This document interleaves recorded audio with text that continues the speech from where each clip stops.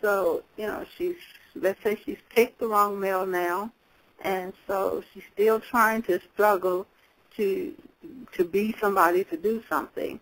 And then, of course, with the pressure that is on young girls these days, which there's always been pressure, but it seems to be from every single angle at this point, she has to make the decision of whether to engage in an actual physical relationship with this guy that she likes, or this guy that likes her.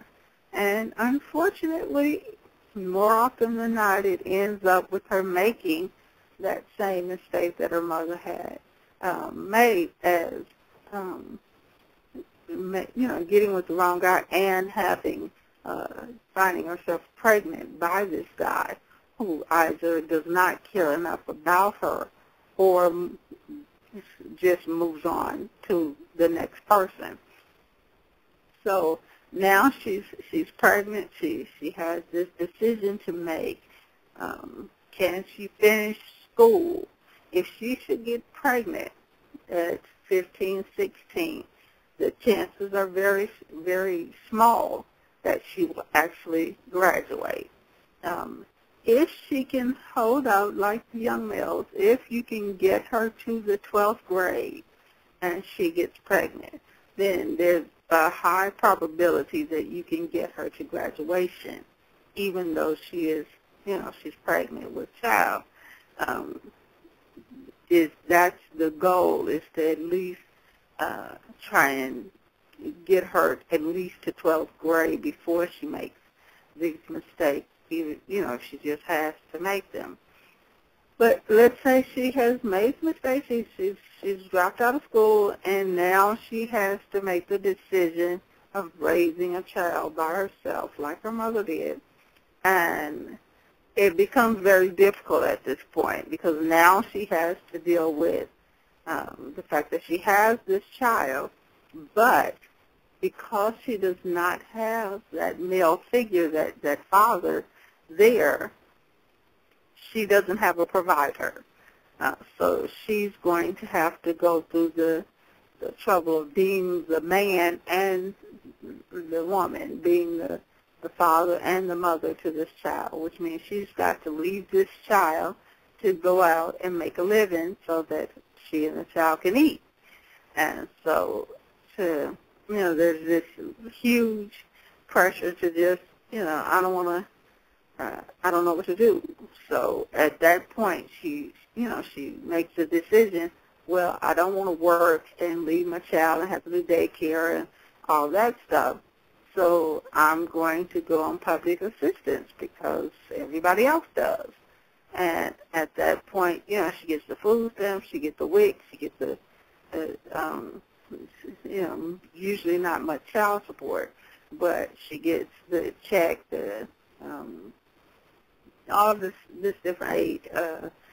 She gets, housing aid, Section 8, whatever. And so that becomes this cycle. Now, they are doing more things to force black women, especially, even though there are quite a few white women on public assistance that is never shown, but they're focusing their attacks on black women when it comes to getting them to go to work and to put the child in daycare, which is not a good thing for the child. It would help if the baby was able to be with family as opposed to strangers. But, of course, there's this push to put the baby in daycare at, 6 months, and some people even push the young girls to put the baby in daycare at 2 weeks and 3 weeks old, so that this baby does not get the time that it needs to bond with its mother throughout the day. And it basically creates another cycle of another generation of children that, feel that emptiness, feel that lack of love. So, it's usually around 29, 30, and 32, that she actually finds somebody that she really likes, hopefully. And if she can find someone that is, she can pull it together, find someone that she actually cares about, that actually cares about her by the time she's 30, 32, then she has a chance to overcome some of the trauma, overcome some of the baggage that she was saddled with, and actually live out her life, with someone who really cares about her. Now, the problem is that if she does not find someone by 30 to 35, she tends to fall into the trap of a lot of black women that said, I don't need a man. I done did it this long by myself. I don't need a man.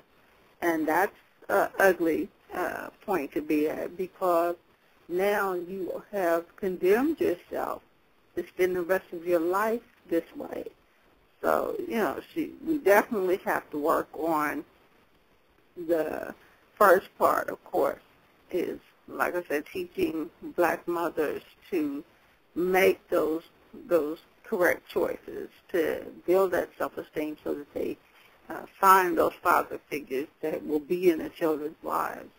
The other thing is making sure that in middle school these young girls have mentors, have different abilities to, be around black males, positive role models and whatnot.